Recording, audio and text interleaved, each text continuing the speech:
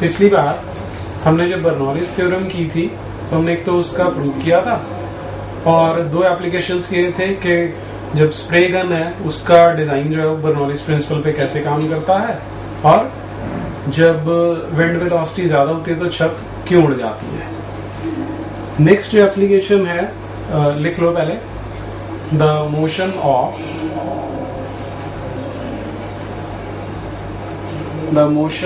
Of A spinning ball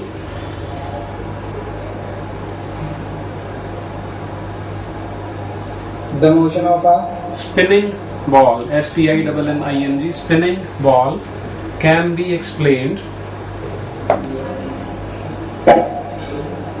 with help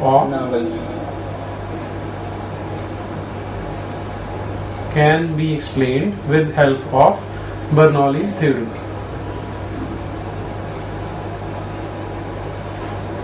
इसको समझ के देखो कैसे। मैंने तुमसे लास्ट टाइम बोला था कि जब हम कमेंट्री सुनते हैं तो कई बार ये बोलते हैं batsman was beaten in the flight, उसका अर्थ बताना था आज तुमने। क्या होता है पता है किसी को? नहीं, ठीक है। एक क्रिकेट मैच का एग्जांपल ले लेते हैं हम कि यहाँ पे स्टंप्स है, ये क्रीज का लेवल है, यहाँ पे जो बैट्समैन है उसको खड़े होना चाहिए, ठीक है। जो बॉलर है वो बॉल डालता है यहाँ पे, पैराबोलिक पाथ फॉलो करके आ रही है। जब कोई स्पिनर बॉल करता है तो उसमें देखो नॉर्मली हर बॉलर की ट्राई ये होती है कि उसकी बॉल को बैट्समैन ठीक से जज ना कर सके और आउट हो जाए, ठीक है। तो इसलिए उनकी टेंडेंसी क्या रहती है कि जितनी जल्दी बॉल को फेंक दिया जाए, जितना उसका टाइम ऑफ फ्लाइट कम हो, उतना जज करने का टाइम कम मिलेगा, ठीक है। तो लेकिन कई बार वो क्या करते हैं, बॉल को थोड़ा सा ज्यादा उछाल के फेंकते हैं। अगर कमेंट्री सुनो तो बोलते हैं that more flight has been given to the ball, ऐसी कुछ वर्डिंग वो यूज करते हैं। तो उस केस में क्या होगा, अगर मैं एक बैट्समैन हूँ और सामने से जो बॉल है वो मेरे आई लेवल से ऊंची होके आ रही है, बॉलर ने जानबूझ के उसको ऊंचा फेंका है, तो मेरे लिए एक साइकोलॉजिकल कंफर्ट बन जाती है कि क्योंकि वो मेरे आई लेवल से ऊंची है तो टाइम ऑफ फ्लाइट ज्यादा है, मेरे पास उसको जज करने का टाइम भी ज्यादा होगा, ठीक है। अगर मैं उसको जज कर सकता हूं तो उसी हिसाब से अपना शॉट भी खेल सकता हूं, ठीक है। तो जब स्पिनर जो स्लो बॉलर होते हैं वो ऐसी फ्लाइटेड बॉल फेंकते हैं तो बैट्समैन अपनी क्रीज में से बाहर निकल आता है। उसका कारण क्या है, उसको पता है कि स्पिनर ने बॉल को स्पिन करके भेजा है, वो यहाँ हिट करने के बाद ग्राउंड को जब स्ट्राइक करेगी तो वो वहां से स्पिन होकर अपने रास्ते से बदल जाएगी। तो बेस्ट ऑप्शन क्या है कि उसको जमीन पे गिरने से पहले ही हिट कर दो, ठीक है। तो वो जो लाइन से डिविएट होना है वो होने का उसको टाइम ही नहीं मिलेगा।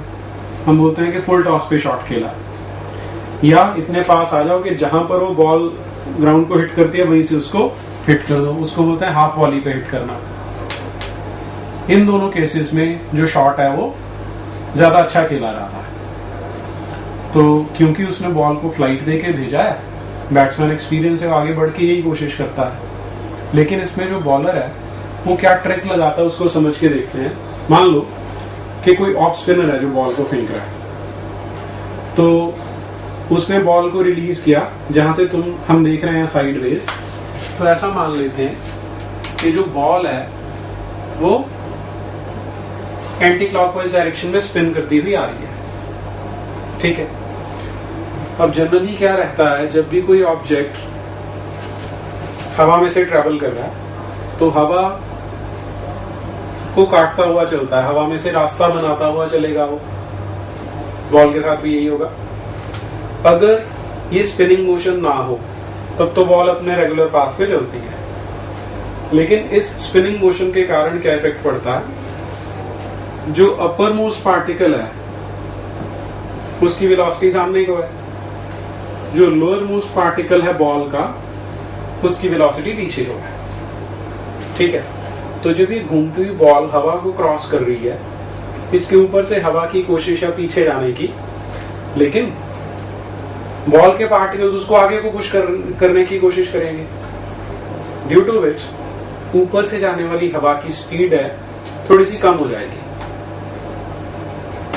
नीचे से जिनको जाना, बॉल के जो पार्टिकल है वो उसके मोशन को फेवर कर रहा है, तो नीचे वाली हवा की स्पीड ज्यादा हो जाएगी, वेलोसिटी इंक्रीज हो गई। जहां वेलोसिटी इंक्रीज होगी वहां पे काइनेटिक एनर्जी भी बढ़ जाएगी। ठीक है, और पिछली बार हमने किया था according to Bernoulli's theorem total energy conserve रहनी चाहिए। ठीक है, तो यदि काइनेटिक एनर्जी बड़ी है तो दैट मीन्स प्रेशर एनर्जी या पोटेंशियल एनर्जी कम होनी चाहिए। ठीक है, यहाँ पे हाइट लेवल तो सेम है, इसलिए पोटेंशियल एनर्जी में तो कोई चेंज आ नहीं रहा, जिसका अर्थ ये हुआ कि यदि काइनेटिक एनर्जी बढ़ेगी तो प्रेशर एनर्जी कम हो जाएगी, विच मीन्स कि यहाँ नीचे का जो प्रेशर है वो कम है और ऊपर का प्रेशर हाई है। सारे लिक्विड्स की, सारी गैसेस की टेंडेंसी होती है हाई प्रेशर एरिया से लो प्रेशर एरिया में आने की। तो ये जो ऊपर से हवा जा रही है ये हाई प्रेशर में है, इसलिए इसकी कोशिश होती है कि ये नीचे को आ जाए, इसके कारण ये बॉल को नीचे को पुश करती है। तो जो उसने पैराबोलिक पाथ फॉलो करना था, स्पिनिंग मोशन के कारण उसको नीचे को डिप करा देगी, तो ये पैराबोला एग्जैक्ट ना बन के थोड़ा सा पहले गिर जाएगा उससे, इसलिए बैट्समैन उसको मिस कर देगा। मिस कर देगा तो पीछे उसने पकड़ के स्टंप आउट कर देना। आया समझ? इसीलिए वो उसको उछाल के बॉल को फेंकते हैं कि बैट्समैन इस चक्कर में फंस जाते हैं। Is it clear to all of you? अब ये जो इफेक्ट होता है बॉल का, इसका एक नाम है जिसे हम बोलते हैं मैग्नस इफेक्ट। हाँ जी, उतार लो।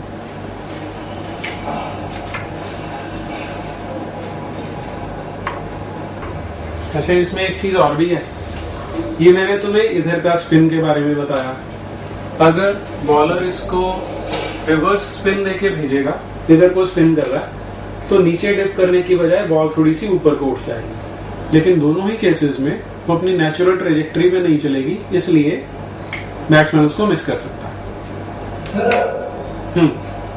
पीछे को कैसे स्पिन कर सकता है? वो पीछे को कैसे स्पिन कर सकता है वो तो बॉलर पे डिपेंड करेगा। ऑफ स्पिन और लेग स्पिन का डिफरेंस समझते हो?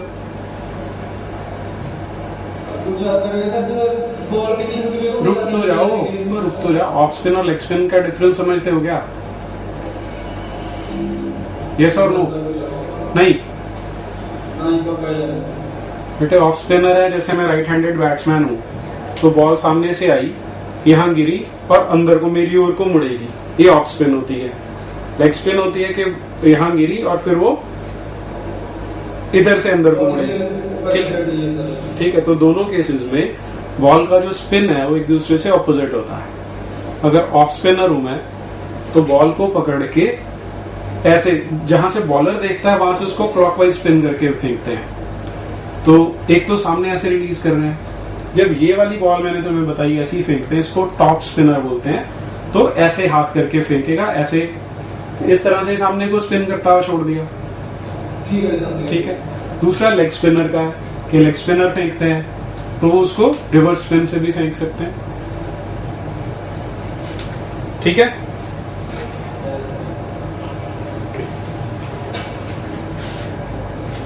नेक्स्ट एप्लीकेशन, फोर्थ एप्लीकेशन है the upward force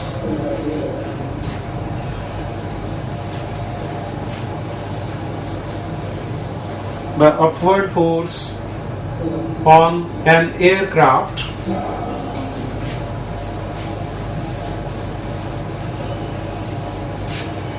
or an aerofoil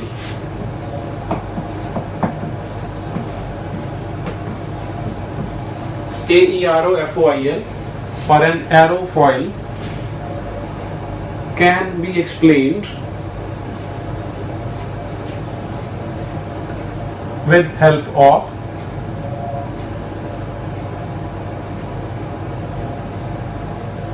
Bernoulli's principle.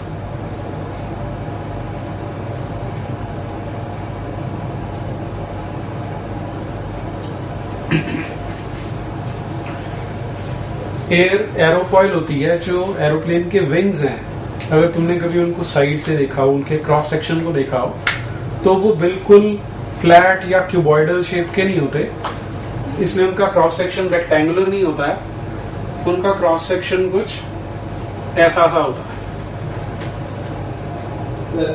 ठीक है, जब एरोप्लेन सामने को चलता है, रनवे पे भागना स्टार्ट करता है, तो जो हवा है उसको विंग्स काटते हुए जा रहे हैं। अब ये शेप जानबूझ के ऐसी बनाई है कि ऊपर वाली हवा को ज्यादा रास्ता कवर करना है, नीचे वाली को कम कवर करना है। तो यहां से चल के जब ये यहां पहुंचेंगे, पहुंचना तो एक ही साथ है, लेकिन क्योंकि ऊपर रास्ता बड़ा है तो यहां वाली जो एयर है उसकी स्पीड ज्यादा होगी। स्पीड ज्यादा हो गई तो प्रेशर कम हो जाएगा, नीचे प्रेशर ज्यादा है, तो इस ज्यादा प्रेशर के कारण नीचे वाली हवा ऊपर को राइज करने की कोशिश करती है, जिसके कारण वो एरोप्लेन के विंग्स को ऊपर उठा देती है। आया समझ? इस शेप को एरोफॉइल कहते हैं। बना लो डायग्राम। हाँ जी, ऊपर कैसे उठाते हैं? बेटा नीचे से अगर ऊपर जोर लगाएंगे तो ऊपर उठेगा ना ऑब्जेक्ट। एरोप्लेन उठता नहीं देखा कभी? देखा नहीं? फिर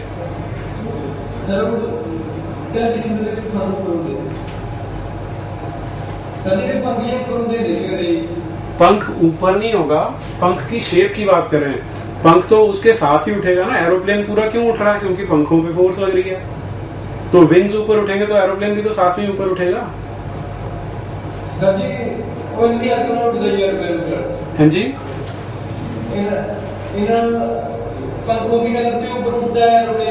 हाँ, ये बना लो डायग्राम, फिर मैं इसको डिक्टेट कर रहा हूं। The wings of an aeroplane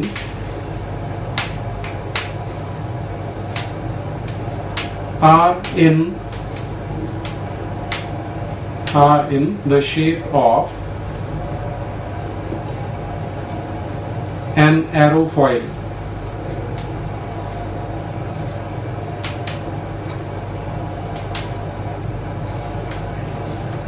अगला सेंटेंस है, when the aeroplane starts moving,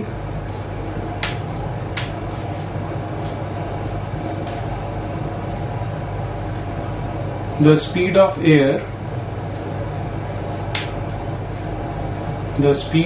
air above the wings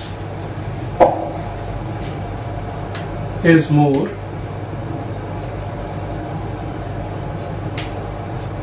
due to which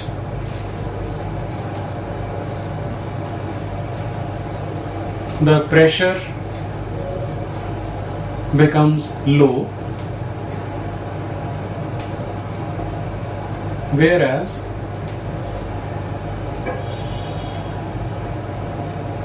pressure below the wings is comparatively high.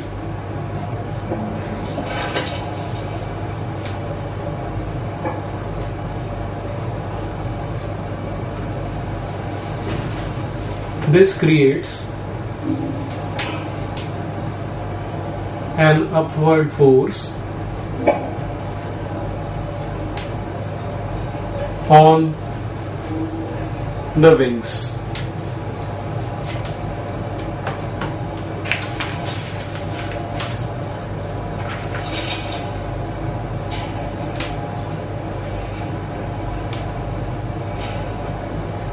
ठीक है, समझ में आया?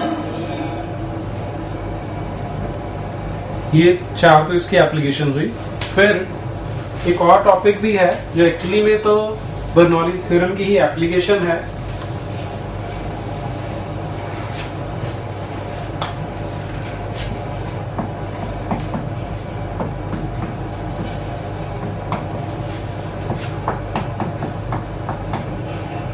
वेंचुरीमीटर। वेंचुरीमीटर एक डिवाइस है जो हम किसी एरोप्लेन की, शिप की या नाव की स्पीड मेजर करने के लिए यूज करते हैं। इसका जो स्ट्रक्चर है वो कुछ ऐसा है।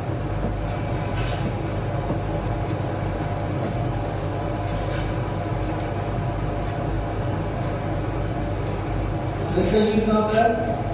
हाँ जी, यूज कहाँ होता है इसका? एरोप्लेन की स्पीड निकालनी हो या शिप की स्पीड बतानी हो तो वहां पे हम इसको यूज करते हैं। इसमें एक पाइप है जिसका एरिया ऑफ क्रॉस सेक्शन बड़ा है, फिर आगे जाके उसका एरिया ऑफ क्रॉस सेक्शन छोटा हो जाता है और फिर वापस बड़ा हो जाता है। यहां पर हमने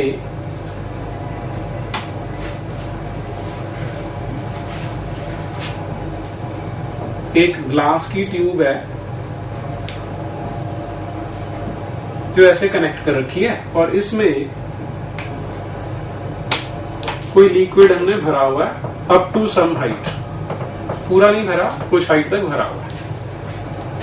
ठीक है, अब ऐसा सोच लो कि एरोप्लेन उड़ रहा है और उसके नीचे हमने ये वाली डिवाइस लगाई हुई है।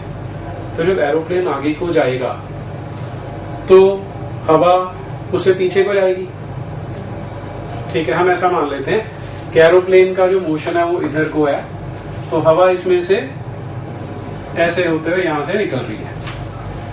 ठीक है, अब ये वाला एरिया यदि हम एरिया ऑफ क्रॉस सेक्शन को A1 मान लें, यहां के एरिया ऑफ क्रॉस सेक्शन को A2 सपोज कर लेते हैं। यहां से एयर जब एंटर करेगी तो V1 वेलोसिटी होगी जो कि एरोप्लेन की वेलोसिटी है, क्योंकि जिस स्पीड से एरोप्लेन आगे जा रहा है उसी स्पीड से विंड पीछे जाती हुई लगेगी। ठीक है, यहां पर बीच में जो जहां पे क्रॉस सेक्शन छोटा हो जाता है तो वहां की वेलोसिटी हम V2 सपोज कर लेते हैं। अब यदि इक्वेशन ऑफ कॉन्टिन्यूटी लगाएं हम इसमें तो A1 V1 will be equal to A2 V2। ठीक है, दूसरी चीज अब हम इसमें बर्नौलीज थ्योरम भी लगाने वाले हैं कि ओवरऑल हाइट तो सेम है, दैट मींस पोटेंशियल एनर्जी में तो कोई चेंज नहीं आ रहा। जो चेंज आ रहा है वो प्रेशर एनर्जी में होगा या काइनेटिक एनर्जी में होगा। That means P1 plus half rho V1 square equal to P2 plus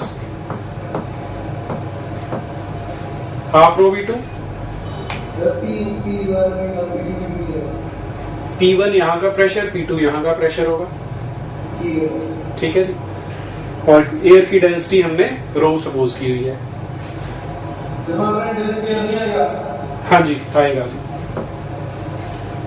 अब हम ये जानते हैं कि जहां पे एरिया ऑफ क्रॉस सेक्शन कम होगा वहां वेलोसिटी बढ़ जाएगी। यदि वेलोसिटी बढ़ेगी तो प्रेशर कम हो जाएगा। प्रेशर कम होगा तो ये वाला लिक्विड ऊपर को उठेगा। ठीक है, सपोज करो कि ये इधर थोड़ा सा ऊपर उठ जाता है ताकि इधर वाला लिक्विड थोड़ा सा नीचे गिर जाएगा। तो जो ये हाइट का डिफरेंस आ रहा है उसे हम H से डिनोट कर लेते हैं। ये पॉइंट समझ आया सबको? ठीक है, तो हम यहां लिख सकते हैं P1 minus P2 equal to half rho V2 square minus V1 square. ये जो प्रेशर डिफरेंस है वो इस लिक्विड के प्रेशर के बराबर होगा। ठीक है, प्रेशर देखो ना, क्योंकि प्रेशर अलग अलग हुआ था इसीलिए यहाँ का लिक्विड ऊपर उठा ताकि प्रेशर को बैलेंस कर सके। तो जो प्रेशर डिफरेंस आएगा वो होगा, अब यहाँ पर डेंसिटी ऑफ लिक्विड को मैं डी से डिनोट कर रहा हूं ताकि इसके साथ कंफ्यूजन ना रहे। Pressure difference H D G आ गया half rho V2 square minus V1 square. ठीक है, अब हमें V1 निकालना है। इस एक्सप्रेशन में से H हम यहां देख के बता सकते हैं। डेंसिटी ऑफ लिक्विड पता है, ग्रेविटी पता है, एयर की डेंसिटी पता है। यदि V2 को हम रिप्लेस कर सकें तो V1 निकल आएगा। ठीक है, V2 रिप्लेस करने के लिए ये लगा लेते हैं जो इक्वेशन ऑफ कॉन्टिन्यूटी से बनाया था हमने। V2 हो जाएगा A1 V1 अपॉन A2। ये यदि उधर डाल दोगे तो H डी जी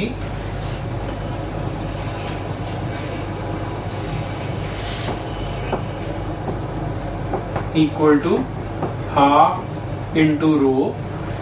ये वैल्यू जब यहां डालेंगे तो V1 स्क्वायर भी कॉमन निकाल सकते हैं, तो ये बनेगा A1 square upon A2 square -1।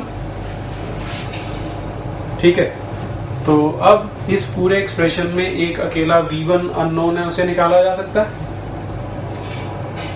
ठीक है, V1 का एक्सप्रेशन क्या आएगा 2HdG upon rho under root में, साथ में ये भी आएगा, ये उल्टा हो जाएगा यहाँ पे A2 square upon A1 square minus A2 square.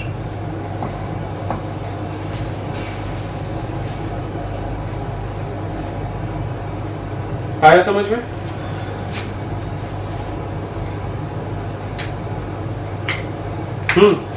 Is it clear to all of you? Repeat करूं? ठीक है, देखो हम यहां क्या कर रहे हैं, हमने एक ऐसी पाइप ली जिसका area of cross section variable है। ऐसा हम पहले ही चेक कर चुके हैं, हम जानते हैं कि जहां पर स्पीड बढ़ती है वहां पे प्रेशर कम हो जाता है। क्लियर है यहां तक? यहाँ पाइप छोटी हो रही है तो यहाँ पानी यहाँ से जो एयर है वो बहुत हाई स्पीड पे जाएगी। स्पीड ज्यादा होने के कारण यहाँ प्रेशर कम हो जाएगा। प्रेशर कम होगा तो यहाँ का लिक्विड ऊपर को उठेगा ताकि उस प्रेशर को बैलेंस कर सके। ठीक है, तो फिर इसके बाद हमने यहाँ पे बर्नौलीज थ्योरम लगाई कि यहाँ की pressure energy plus kinetic energy equal to यहाँ की pressure energy plus kinetic energy. P2 को उधर ले गए, वही वाला एक्सप्रेशन आ गया। ये प्रेशर डिफरेंस है यहाँ ब्रॉडर क्रॉस सेक्शन का और नैरो क्रॉस सेक्शन के बीच में। तो वो प्रेशर डिफरेंस यहाँ पर लिक्विड के प्रेशर से HdG करके निकाल दिया। क्या यहाँ तक समझ आ रहा है? ठीक है, फिर हमें V1 निकालना था जो है स्पीड ऑफ द एरोप्लेन, जिसकी वेलोसिटी हम जानना चाहते हैं। तो इक्वेशन ऑफ कॉन्टिन्यूटी लगा दी। यहाँ की वेलोसिटी V1 है, यहाँ V2 है, तो A1 V1 equal to A2 V2।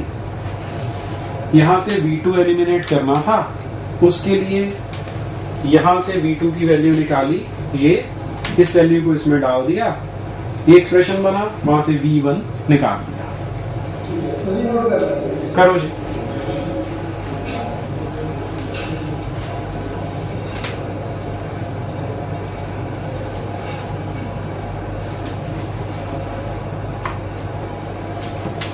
इसमें से किसी को कुछ कंफ्यूजन तो नहीं है?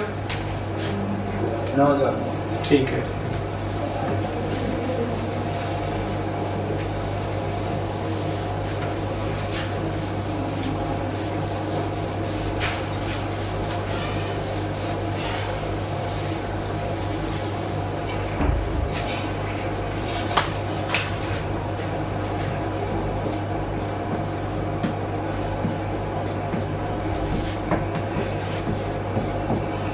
नेक्स्ट है टॉरिसेल्लीज formula.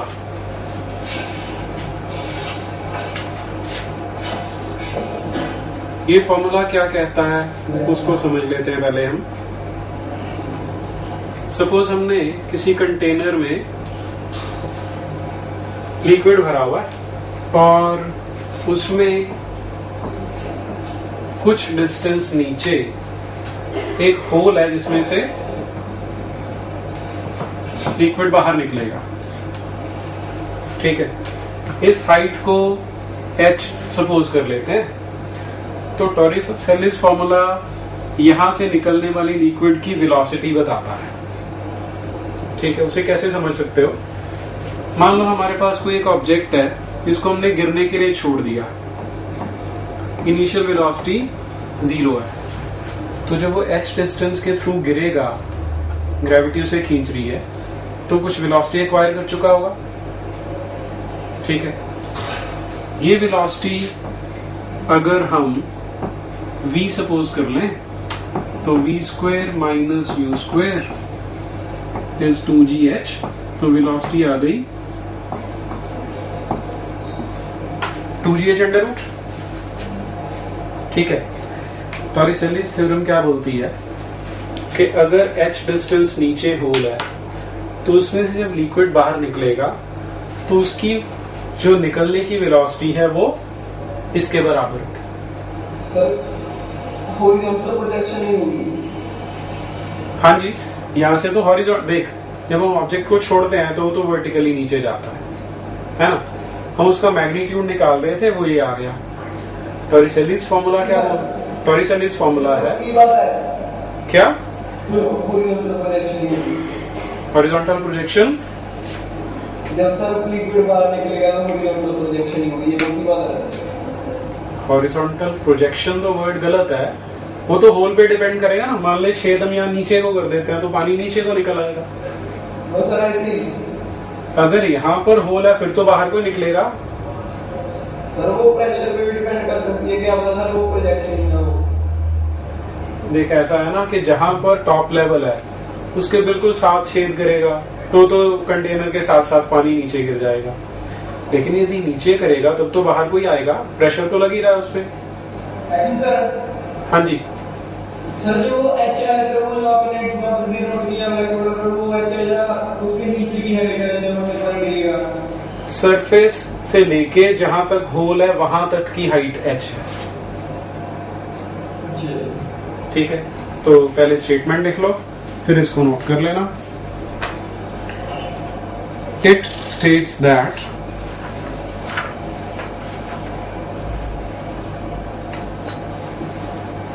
the speed of a liquid, it states that the speed of a liquid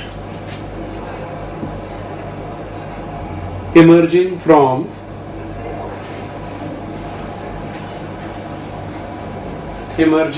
from an opening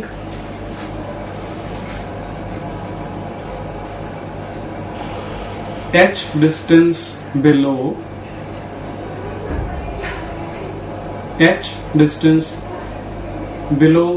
the surface of liquid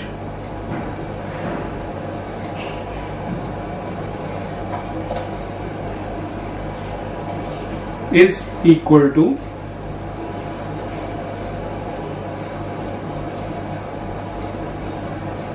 the speed acquired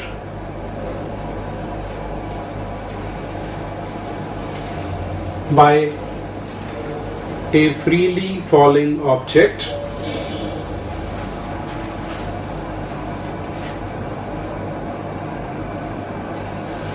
on falling through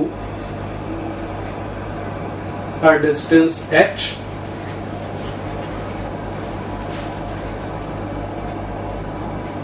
on releasing from rest, या on being released from rest। Distance के बाद क्या है? Distance के बाद क्या है? ये बना लो, डायग्राम बना लो। हाँ जी बना लो जी। सर बस ये